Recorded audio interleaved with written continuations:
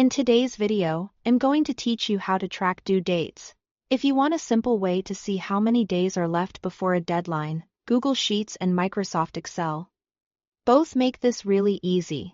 A quick formula can automatically calculate the number of days remaining, and once that's in place, you can also use conditional formatting to make overdue items stand out visually.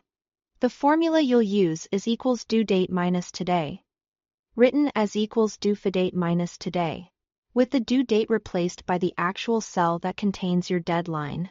What this does is subtract today's date from the due date, so your sheet always shows the remaining time automatically. The best part is that because the today function updates on its own each day, you don't need to manually recalculate anything.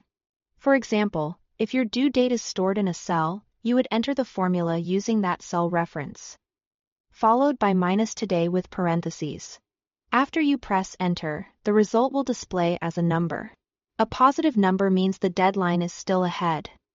0 means it's due today, and a negative number means the due date has already passed. This gives you an instant way to monitor timelines without having to check a calendar every time. To make your tracker even easier to read, you can combine this with conditional formatting. This allows the spreadsheet to automatically change the appearance of rows when certain conditions are met. A very useful setup is to turn rows red when a deadline is overdue.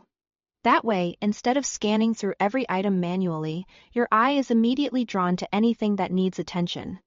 When setting that up, make sure the formatting rule is based on the same date logic you are already using. The idea is to highlight rows whenever the remaining days are less than 0.